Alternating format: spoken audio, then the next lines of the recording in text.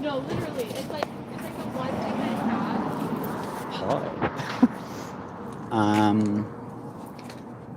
Oh, I need to tie my hair. So just go like this. Okay, so And so I was like, a wretched place, my brother, my response. Raceland remarked softly as he slowly and stiffly dismounted from his horse.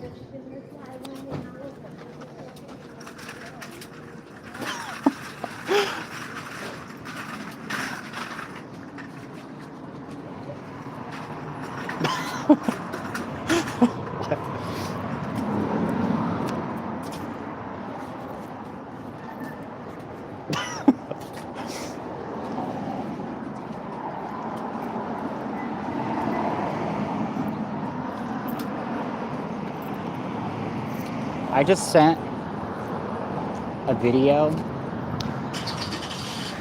that was like looking up um,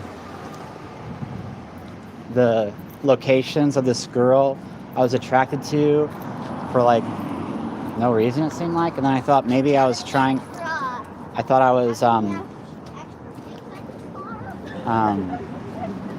accidentally doing it so that there'd be an echo for somebody so that she wouldn't get tattoos or like gauged earrings.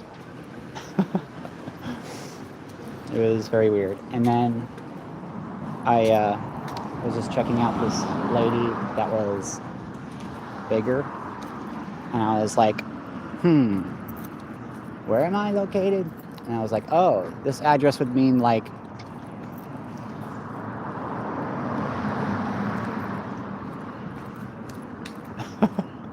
for when you're pregnant, or I mean, never mind. I was just checking out somebody though. She wasn't on herself. Anyways, we've stayed in worse, Caramon commented, helping Lady Chrysania from her mount.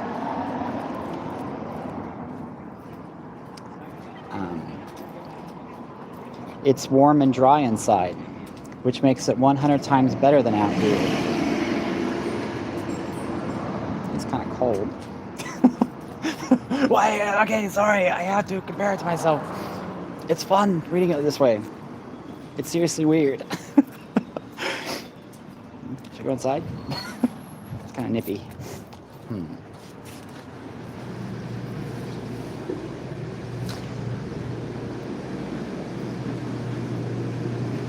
Besides, he added gruffly, glancing at his brother, who had collapsed against the side of his horse, coughing and shivering.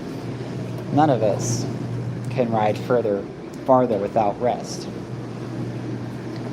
I'll see to you two go on in. Ksenia, huddled in her sodden cloak, stood in the foot-deep mud and stared dully at the inn. It was... stuck in my face. It was, as Raceland said, a wretched place. What a name might have been, no one knew, for no sign hung above the door.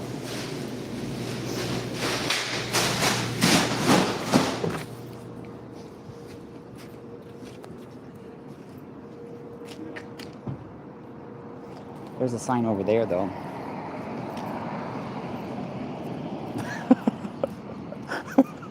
But I could have easily went, "You're right, what the heck?"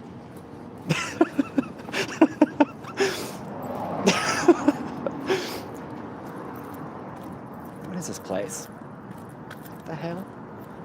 It doesn't even say anywhere.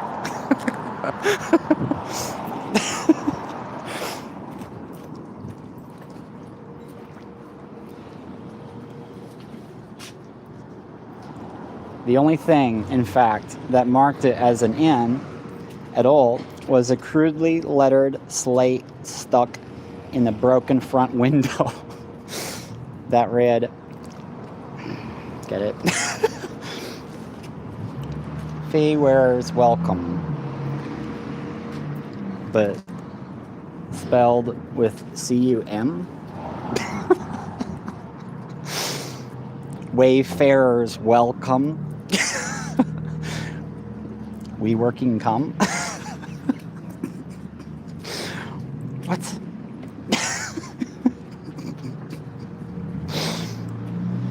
Way, that would be way far, the way they spelled it. Hold on, let me show you. The way they spelled it is Wayfarers welcome. And so it would be way far, and then found the heading ERs. Like something's driving me crazy, and then we working on come. That's funny. Yeah, I can see that. But my window isn't broken.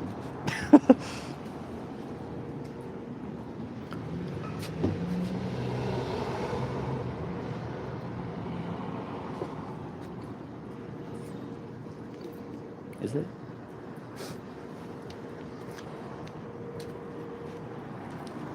Wow. The stone building itself was old and sturdily constructed. Maybe it appears to be broken, but it's actually not. But the roof was falling in, though attempts had been made here and there. To patch it with thatch, one window was broken. An old felt hat covered it. Maybe the windows somewhere else. Well, the wayfarers are. I'm just kidding. An old felt hat covered it, supposedly to keep out the rain. An old felt hat? That would mean an old felt trading or working, caring about gifting. Covered it, supposedly to keep out the rain. Oh, I get it. If she breaks a window where she's found, she could use the 16-scented celebration to create him a lineup. Or contact me and I would do it. That's what I created it for. For the rejected or whatever. Or so that nobody feels rejected. The yard was, but I mean, of course somebody has to, right? Nothing but mud and a few bedraggled weeds. So I'm not gonna go on over there. Raceland had gone ahead. I was thinking about like the people I've dated. Raceland had gone ahead. Now he stood in the open doorway, looking back at Chrysania, so that they wouldn't be. So I was thinking it might matter with the people that I've dated to just check on them and make sure they have somebody, so that they're not coming at me through the pictures or whatever and affecting me where I live in the future. I don't know if that's a good idea or not. I thought maybe it would be something, a way to keep like a famous couple together.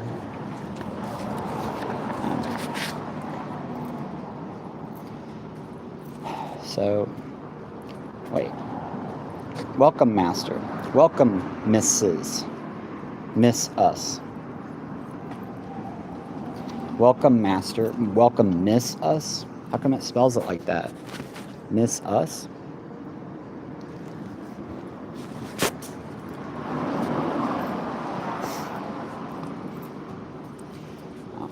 Well, I hope somebody is here right now. Chrysania started at the voice that came from beside her. She was startled? Started at the voice that came beside her. She had not seen anyone when she entered. Turning, she saw an ill-favored man huddling in the shadows behind the door just as it slammed shut.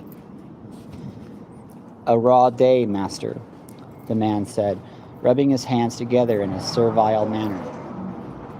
That, a greasy stained apron, and a torn rag thrown over his arm marked him as the innkeeper. Glancing around the filthy, shabby inn, Chrysania thought it appropriate enough. The man drew nearer to them, still rubbing his hands, until he was so close to Chrysania that she could smell the foul odor of his beery breath. Covering her face with her cloak, she drew away from him. He seemed to grin at this, a drunken grin that might have appeared foolish had it not been for the cunning expression in his squinty eyes. Looking at him, Chrysania felt for a moment that she would almost prefer to go back out into the storm. But Raceland, with only a sharp, penetrating glance at the innkeeper, said coldly, "A table near the fire." "Aye, master, aye. The table near the fire, aye. Good on such a wicked day as this be. Come, master, missus, this way."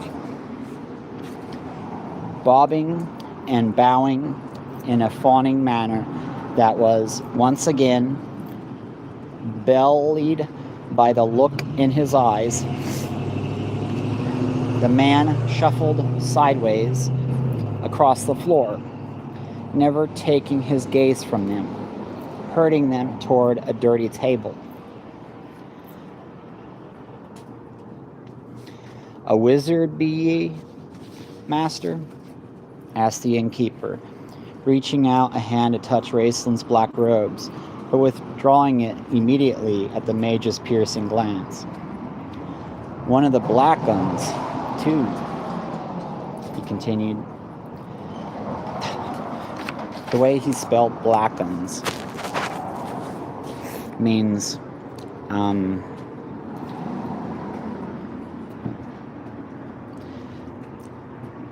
separating, loving, and measuring what's incoming.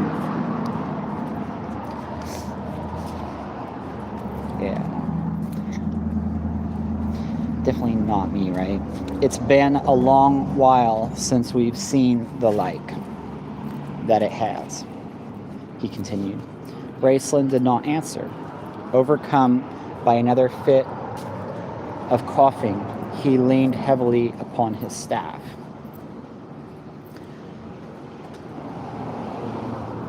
Chrysania helped him to a chair near the fire. Uh-oh. That's like warning me not to smoke anymore, because a chair takes away from the marriage. Near the fire, like saying she would help me find another. Sinking down into it, he huddled gratefully toward the warmth. Never mind. That was stupid. "Hot water," ordered Chrysania, untying her wet cloak. What be the matter with them?" the innkeeper asked suspiciously, drawing back. "Not the burning fever, is it? Because if it is, ye can go back out." "No," Chrysania snapped, throwing off her cloak. "His illness is his own, of no harm to others." Leaning down near the mage, she glanced back up at the innkeeper. "I asked for hot water," she said peremptorily. Okay. Is that weird? That's a weird word.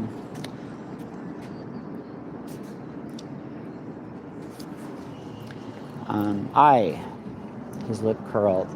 He no longer rubbed his hands, but shoved them beneath the greasy apron before he shuffled out. Her disgust lost in her concern for Raceland. Really?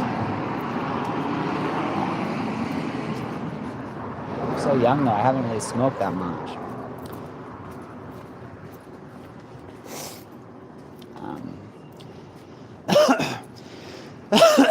I shouldn't do it though.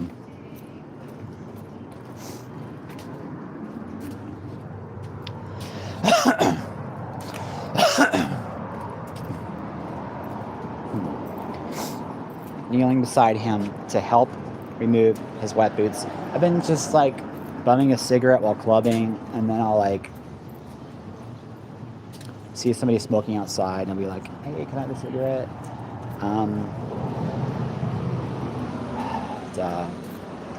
And that led to craving a cigarette enough to actually look for one. That's really stupid. That's pretty much the same as buying them almost. Not quite, but still, I have to quit. Kneeling beside him to help remove his wet boots. That's true. I should have washed my shoes. Shit, I totally forgot. I didn't even think about that. Because I did get them wet. Not really, though. They didn't really get that wet. I changed my socks.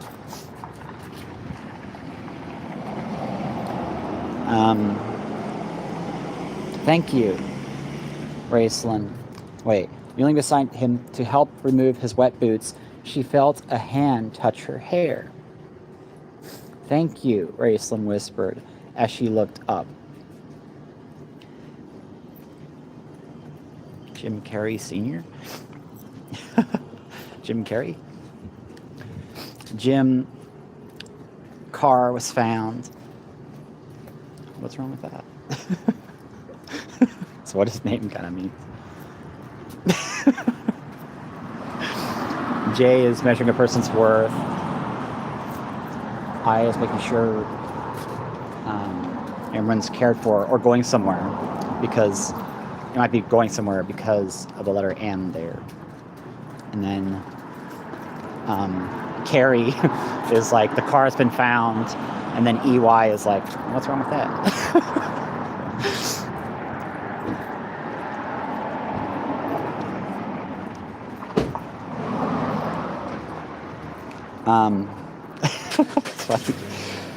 So, Chrysania flushed with pleasure,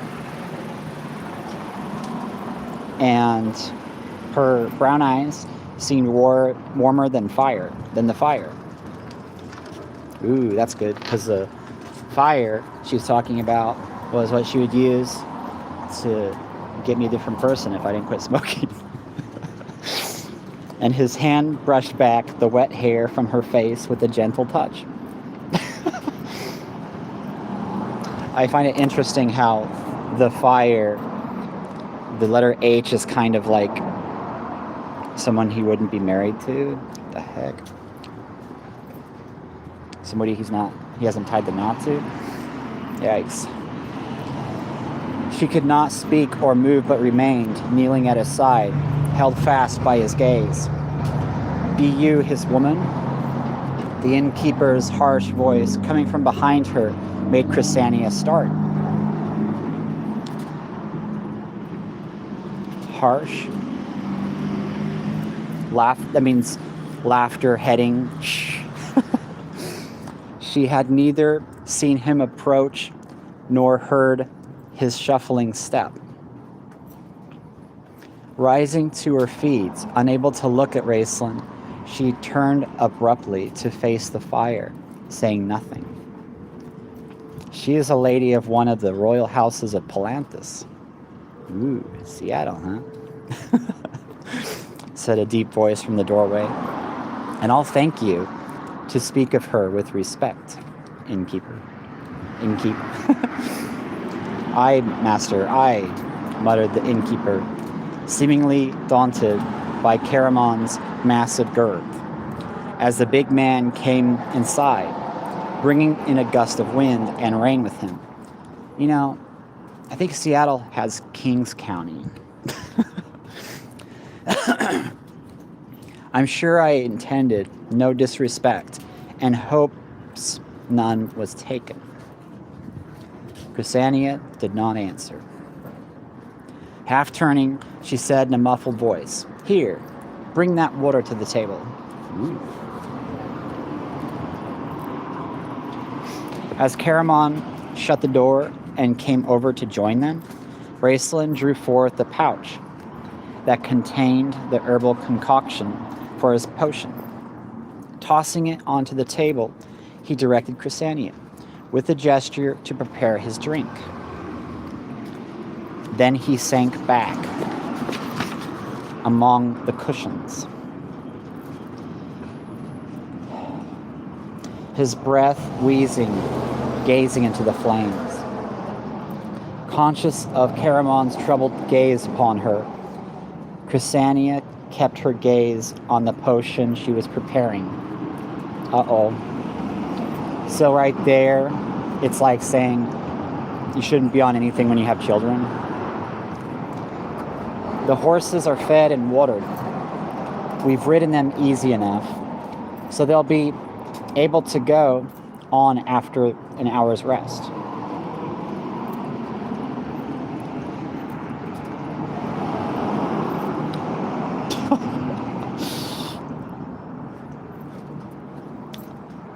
I want to reach Solanthus before nightfall. Sorry for giving that look.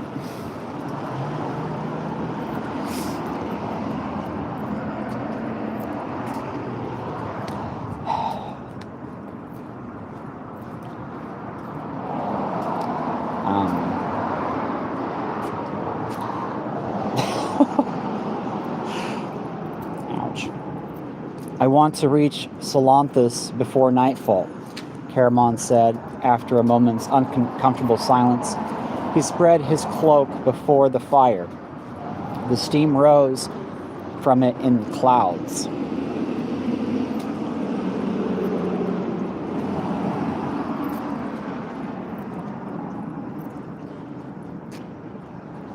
Spread his cloak before the fire.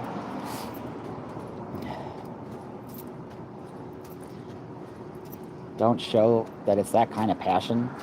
Steam rose from it in clouds. Certainly don't be loud about it. Have you ordered food? He said, Chrysania abruptly. Sorry. That's just something that people, it's just where people go because of that stupid website. I'm sorry. No, just the hot water, she murmured, handing Raceland his drink. Innkeep, wine for the lady and the mage, water for me, and whatever you have to eat, Caramon said, sitting down near the fire on the opposite side of the table from his brother. After weeks of traveling this barren land toward the plains of Daragoth, where's the Goth? It's Daragoth. They had all learned that one ate what was on hand at these roadside inns, if indeed there was anything at all. There's a Goth event finally outside of the Coffin Club going on here. It's going to be a while before they have another one on the 19th, though.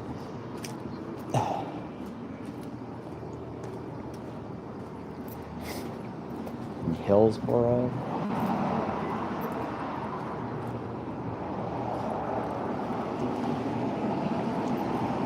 Weird.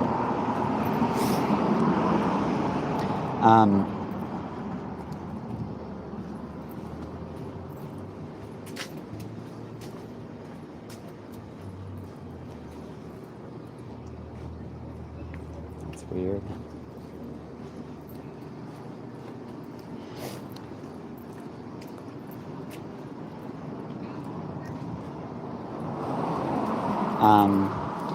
Nothing, Raceland, Caramon said, taken aback by his brother's piercing stare. Just your cough. It's always worse in the damp. Staring sharply at his twin and seeing that apparently Caramon meant no more than he had said, Raceland leaned back into the cushions once more. Yes, I am resolved upon this course of action. So should you be too, my brother, for it is the only way you will ever see your precious home again.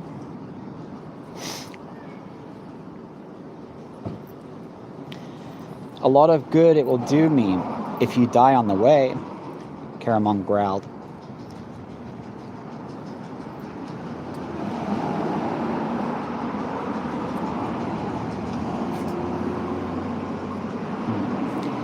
Ksania looked at Caramon in shock, but Raceland only smiled bitterly.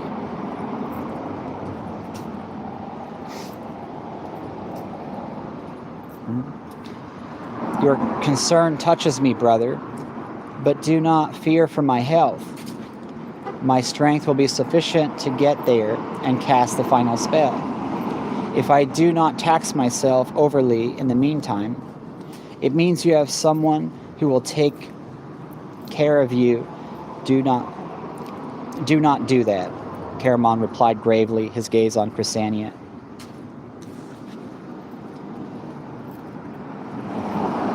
Wait, it seems you have someone who will take care of you. Do not do that. Who will take care, you do not do that. Oh. It seems you will have someone who will take care, you do not do that. Do what? Go into the cushion? Oh. She flushed again and would have made some remark, but the innkeeper returned. I thought that meant she did something too. Standing beside them, a kettle of, hopefully that's not real, a kettle of something, of some steaming substance in one hand, and a cracked pitcher in the other, he regarded them warily. Pardon my asking, masters, he whines, but I'll see the color of your money first. Times being what they are. Here, said Caramon, taking a coin from his purse and tossing it upon the table.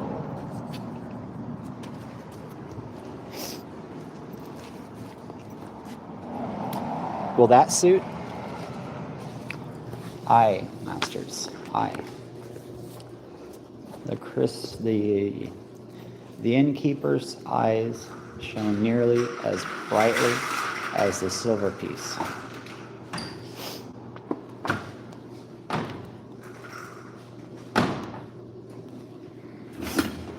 Innkeeper's eyes shone nearly as brightly as the silver piece.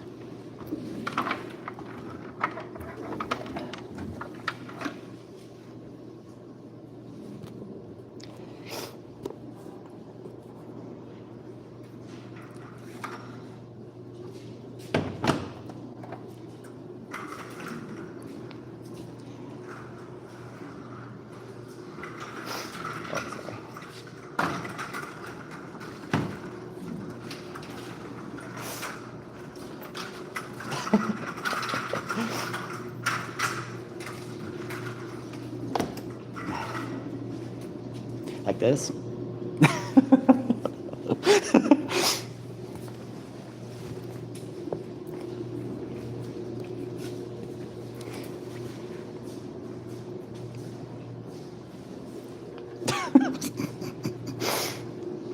Where was I? Oh yeah. Setting down the kettle and pitcher.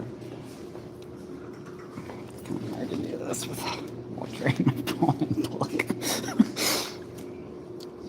I can do it though.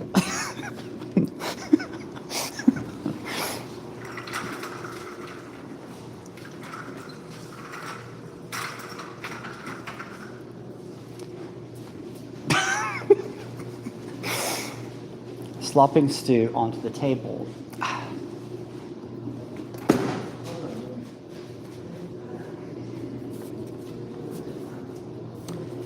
He grabbed the coin greedily. I need some more coins.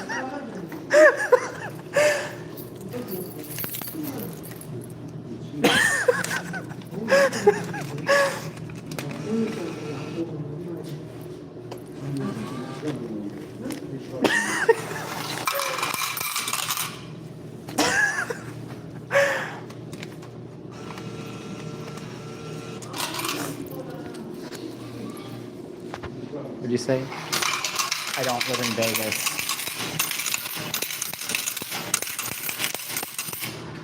I wish we could be like the romantic Skibbity Toilet episode of Camera Woman and Skibbity Toilet.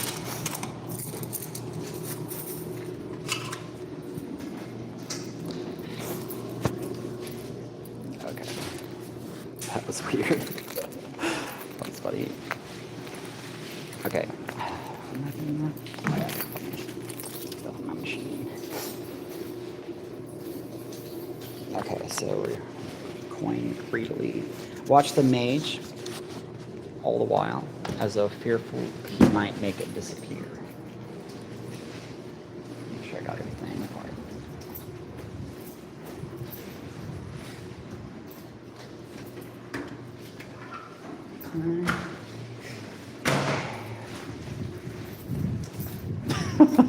I would have forgot. Didn't say that. Check.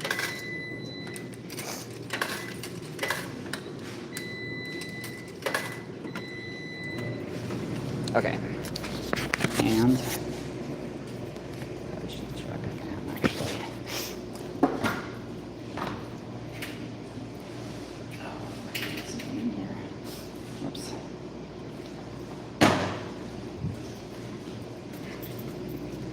Okay, must have came off my clothes.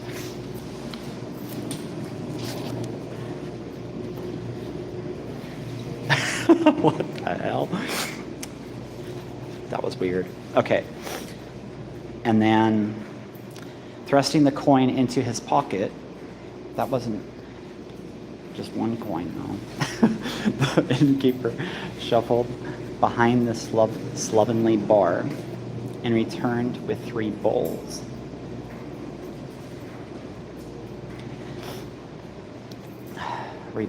Oh, it means don't smoke. Staring at them in disgust, he immediately began to wash them in the remaining hot water. Will there be anything else, Master Mrs.? Innkeeper asked in such fawning tones that Caramon grimaced. Do you have bread and cheese? I was just thinking about food.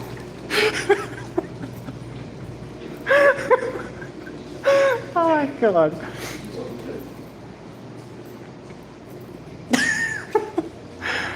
Hungry. I don't want to wait till this is over.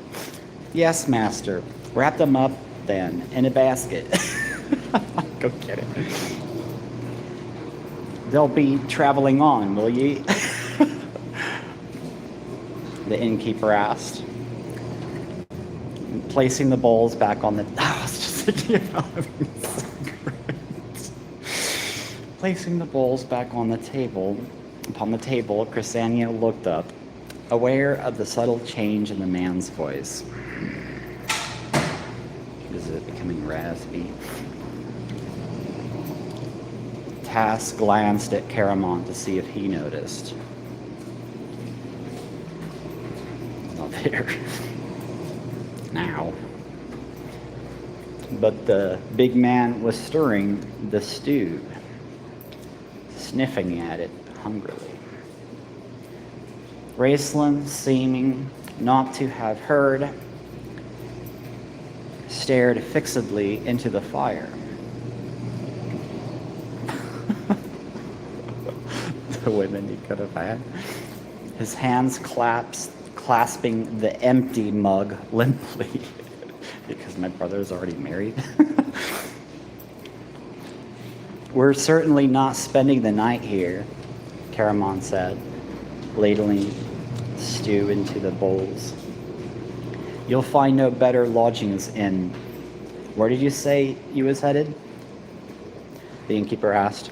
It is no concern of yours. Chrysania replied coldly.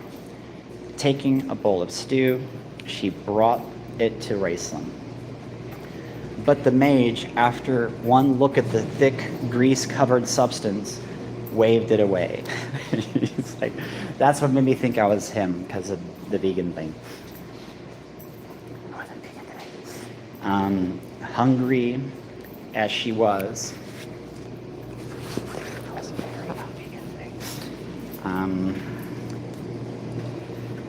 Chrysania could only choke down a few mouthfuls of the mixture. Shoving the bowl aside, she wrapped herself in her still damp cloak and curled up in her chair.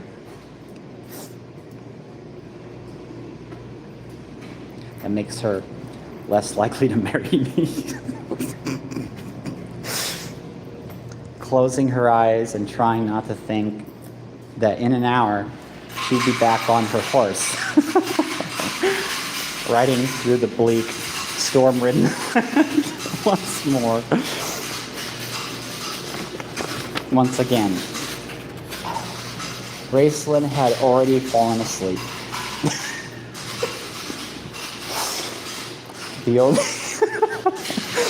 The only sounds made were by Caramon, eating the stew with the appetite of an old campaigner, and by the innkeeper returning to the kitchen to fix the basket as ordered.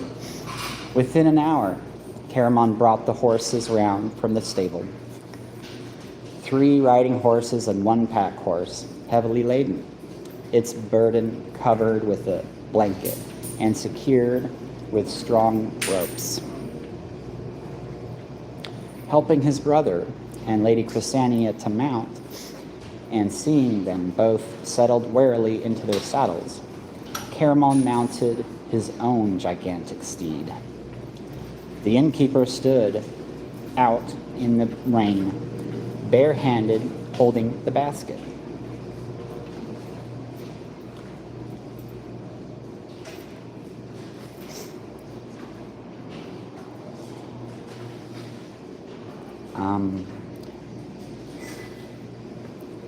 Does that mean nobody was a horse, you were just going crazy? He handed it up to Caramon, grinning and bobbing, because my brother's not going to do that, as the rain soaked through his clothes.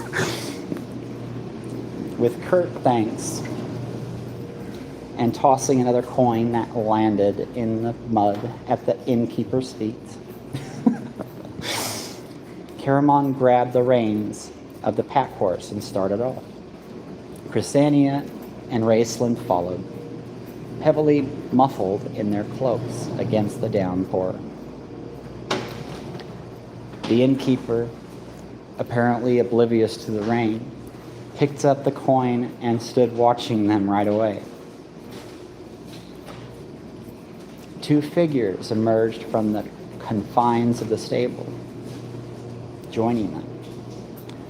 Tossing the coin in the air, the innkeeper glanced at them. Tell them they traveled the Solanthus road.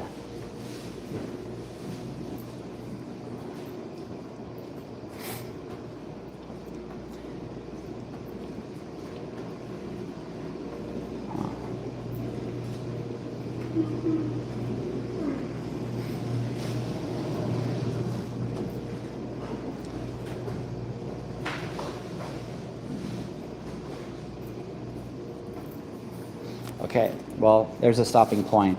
That was really funny. Holy crap. What the hell? That was hilarious. Very cool. Okay, I'll stop it here. Maybe I should read another one, though. I think I should eat first. I'll take a little break.